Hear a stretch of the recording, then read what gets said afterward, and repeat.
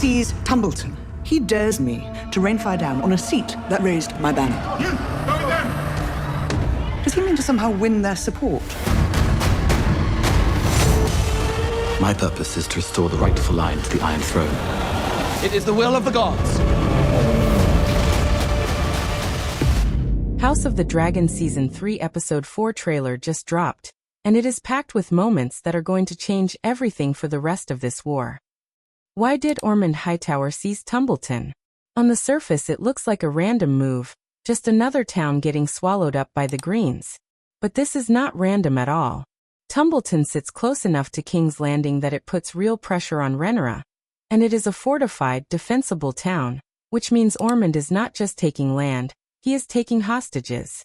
Every person living inside those walls is now a human shield. If Rhaenyra wants to burn the Green Army camped inside, she has to burn the town along with it.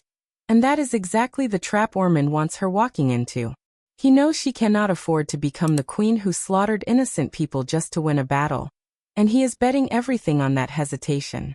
This is a man playing a long, quiet, patient game. And it is honestly one of the smartest moves we have seen from the Greens this entire war. The line hits different once you understand the strategy behind it. He dares me to rain fire down on a seat that raised my banner. That is Rhaenyra talking, and you can hear the frustration in it. She has the bigger army of dragons. She has always had that advantage in this war. But dragons are useless if using them turns the entire realm against you. Ormund knows this, and he is using her own strength as a leash to hold her back. It also does not help that her armies are still marching toward King's Landing. Daemon gave the order already, but soldiers do not teleport, and it is going to take several more episodes before those forces are anywhere close to helping Tumbleton. So for now Rhaenyra is stuck. She has the dragons. She does not have the bodies. And every day she waits, Ormund gets to dig in deeper. Inside the city walls, we get a look at the Hightower troops packed tightly between the buildings. And this detail matters more than people realize. That tight formation is not an accident.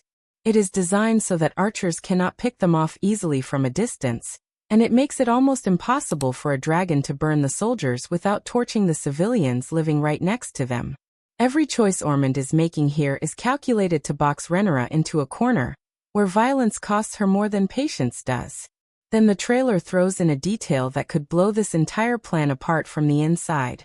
We catch a quick glimpse of Hugh Hammer's wife, standing next to her brother, and it turns out she has traveled straight into Tumbleton, the one place she absolutely should not be right now. Remember, Hugh Hammer already brought this up earlier when he was negotiating pay and a house on Driftmark, basically asking Rhaenyra what happens to his family while he is off riding a dragon into war. Now his wife is sitting inside a city that is about to become a battlefield. And later in the trailer we see Vermithor and Hugh Hammer flying directly over Tumbleton. This is clearly after they find out what Ormund has done. And it turns what should be a straightforward siege into something far more personal and far more dangerous. Here is where it gets really messy. If Ormund Hightower figures out who this woman actually is, and understands her connection to one of Rhaenyra's dragon riders, he suddenly has the ultimate leverage. Threaten her life, and you might be able to turn a dragon rider against the Blacks entirely. Imagine the position Hugh Hammer would be in, forced to choose between loyalty to Rhaenyra and the life of his own wife. That is not a choice anyone wants to make. And it is exactly the kind of pressure that could shatter Rhaenyra's dragon advantage from the inside instead of the battlefield. We even get a shot later of Hugh Hammer's wife and her brother speaking with other highborn figures while Ormund walks past. And that moment alone might be the exact instant he puts the pieces together. Back in King's Landing, the small council meeting at the start of the trailer tells its own quiet story. Notice how few people are actually sitting at that table now. Mysaria has stepped into the role of Mistress of Whispers, Orwyle is there as Maester, and Rhaenyra has a new personal Queensguard standing close by, someone clearly assigned by Daemon specifically to protect her at all times. The council is smaller, tighter, more guarded, which tells you just how unstable things have become at the top. And the money problem is not going away. Mysaria brings up appointing a new Maester of Coin, and the reasoning behind it is almost darkly funny once you think it through. The crown's gold has vanished. Nobody can explain where it went. Soldiers are demanding pay. And instead of solving the actual problem, the The plan is simply to hand someone a title so the public has a face to blame. That unlucky soul is very likely Torrhen Manderly, a character coming in from White Harbor. He seems supportive of Rhaenyra on the surface, sharp enough to understand exactly what role he is being placed into, and he might just end up enjoying the chaos a little too much rather than trying to fix it. Speaking of chaos, we get a glimpse of the gold cloaks struggling to hold order across the city streets. And Daemon makes it painfully clear what happens if the soldiers do not get paid soon. Absolute chaos, at every level of society, with nobody spared from the fallout. That is why Rhaenyra is sending Daemon off to the Vale, hoping Lady Arryn can loosen her purse strings and bail out a crown that is running dangerously close to broke. But sending Daemon to the Vale opens up a much bigger storyline than money troubles. This is almost certainly where he learns that his daughter Rhaena is there, riding a dragon called Sheepstealer. Think about how strange that realization must feel for him. Daemon has barely spoken to either of his daughters, Baela or Rhaena, in years. He also has no idea what has happened to his sons with Rhaenyra, Aegon and Viserys, who he believes are somewhere out on a ship heading east. This entire war is being fought by people who have almost completely lost touch with their own children. And it says a lot about the cost of power in this family. Meanwhile at Harrenhal, Criston Cole and Gwaine Hightower arrive with their forces searching for Aemond, since this was the last known location before he vanished with Vhagar. And waiting for them, naturally, is Alys Rivers, who seems more than ready to have some fun at their expense.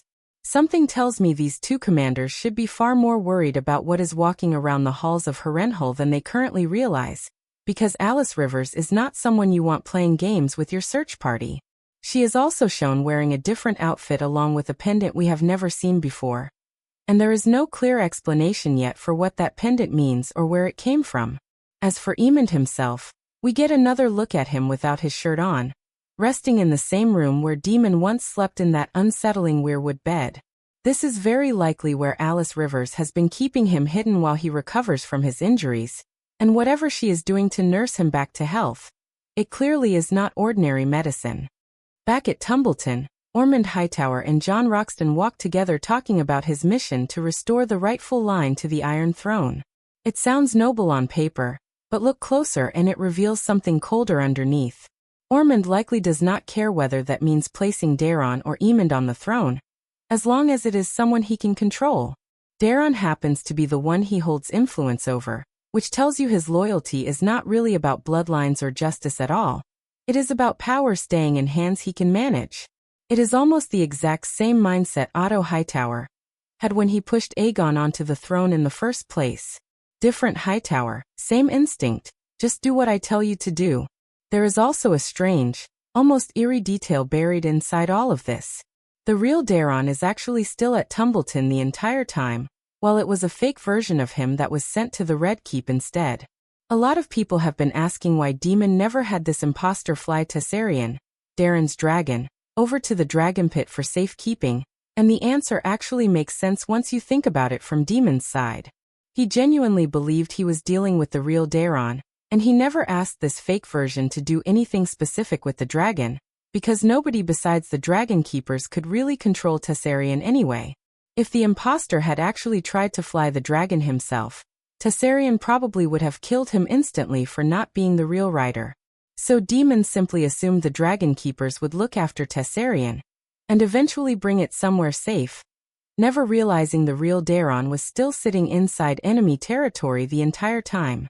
And remember, Daemon's whole strategy here was built on the belief that Rhaenyra would eventually have Daemon killed, since he holds a claim to the throne that threatens her position. That plan clearly did not go the way anyone expected. Now for the moment that might be the biggest twist buried inside this entire trailer. Aegon and Larry Strong arrive at Rook's Rest, and in the distance behind them, you can spot what looks like the massive carcass of Molaise still lying across the battlefield. It has not been repaired, it has not been cleared, and honestly the scale of a dead dragon is so enormous that you almost have to wonder if the people living nearby have resorted to eating the remains just to survive. Under any normal circumstance, that would be considered outright blasphemy against the crown, since dragons are treated as sacred, almost holy, by the Targaryens. But desperate times create desperate choices, and nobody knows for sure what is happening to that body while it slowly decays out in the open. Larys warns Aegon as they approach, because even though Criston Cole left a garrison behind when he departed, there is no telling whose loyalty those soldiers actually hold now. And sure enough, later in the trailer one of the men starts shouting at Aegon, convinced he might be Rivelander, screaming something like they hate riverfolk here, and will kill anyone who claims to be one. Someone quickly warns Aegon to simply say he is from somewhere else, and it is honestly one of the more darkly funny exchanges in the entire trailer, considering who Aegon actually is. Inside the keep itself, everything still looks destroyed. Barely any time has passed since the battle here, so nobody has had the chance to repair anything, and Aegon is left standing in the wreckage. But then comes the detail that changes everything. Sunfyre. His dragon might still be alive. If that turns out to be true, it completely reshapes where Aegon's arc is heading next. Right now, the effects of Milk of the Poppy are finally wearing off. His mind is becoming clearer, and combined with the possibility that his dragon survived, this could be the exact spark that gives him a renewed sense of purpose. There is something about having a dragon at your back that makes Targaryens feel untouchable, almost godlike, and Aegon might be about to feel that power rushing back into him at the worst possible time for his enemies. Which raises an obvious question. If Sunfyre survived, why did Baela believe he was dead in the first place? The simplest explanation is that she never got close enough to check properly, and it is entirely possible Sunfyre has been lying completely still this whole time, playing dead on purpose, either out of exhaustion or pure survival instinct. It would honestly be darkly funny if Sunfyre has been deliberately faking his death this entire time just to avoid being finished off, quietly waiting, letting people believe the fight is over while he recovers in silence. And if that is true, the next question becomes even stranger. Who has been keeping him alive all this time? Has someone been feeding him? Or has he simply been waiting for small animals to wander close enough for him to strike?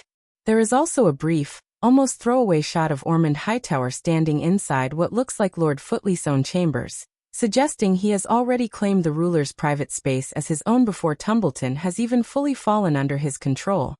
And later there is a confusing flash of Vhagar soaring through the sky, edited in a way that makes it seem like she is flying over Tumbleton, but she is actually still stationed back near Emond at Harrenhal. It is a clever bit of misdirection meant to keep viewers guessing about where the real danger is coming from. And right before that, there is an unclear moment where Ormund seems to witness a massive blaze light up right in front of him, almost suggesting a dragon might be breathing fire somewhere nearby, though it is still not confirmed exactly what triggered it or which dragon might be responsible. What we do know for certain is that Vermithor and Hugh Hammer are heading toward Tumbleton, and Tessarion is already sitting there with the real Daemon, which means that by the time this episode plays out, there could be as many as 3 dragons converging on a single town, all tied to different, competing agendas. Rhaenyra still holds the overwhelming dragon advantage in this war right now, but advantages like that do not last forever, and there are already signs that some of these dragon riders, especially the dragon seeds, could eventually be pulled toward the greens if the right pressure is applied at the right moment. Alliances in this world never stay fixed for long, and the pieces being set up here feel like they are building toward exactly that kind of shift. So here is where everything stands heading into episode 4. Rhaenyra is stuck between an empty treasury, an unpaid army on the edge of chaos, and a trap laid out perfectly at Tumbleton that punishes her no matter which choice she makes. Aegon might be getting his dragon and his confidence back at the worst possible moment for his enemies. Hugh Hammer's entire loyalty could hinge on the safety of a wife who just walked straight into danger without realizing it. Emond is recovering under the watch of someone whose intentions remain completely unclear. And somewhere out there, a supposedly dead dragon might be very much alive, quietly waiting for the right moment to reveal himself. Every single storyline here is a lit fuse, and episode 4 looks like it is going to be the moment several of them finally go off at once. There is another layer to this that people are sleeping on, and it has everything to do with timing. Every single storyline in this trailer is racing toward Tumbleton at the exact same moment, almost like the show is deliberately funneling every major thread into one location, so it can all collide at once. Rhaenyra's soldiers are still marching. Vermithor and Hugh Hammer are already flying overhead. Tessarion is sitting inside the walls with the real Daemon. Ormund is holding the entire town hostage as a shield. And somewhere in the middle of it, A wife who has no idea how much danger she is actually in is standing right at the center of all of it. That is not a coincidence, that is a countdown.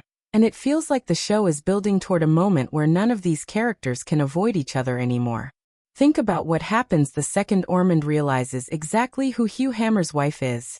He does not need an army to break Rhaenyra's biggest advantage in this war. He just needs one hostage and one threat. And if that happens while Vermithor is already circling above the city, you have to wonder what Hugh Hammer would actually do in that moment. Would he burn the town to save his wife? Would he refuse orders from Rhaenyra entirely? Would Ormund even survive making that threat once an angry dragon rider realizes what he has done?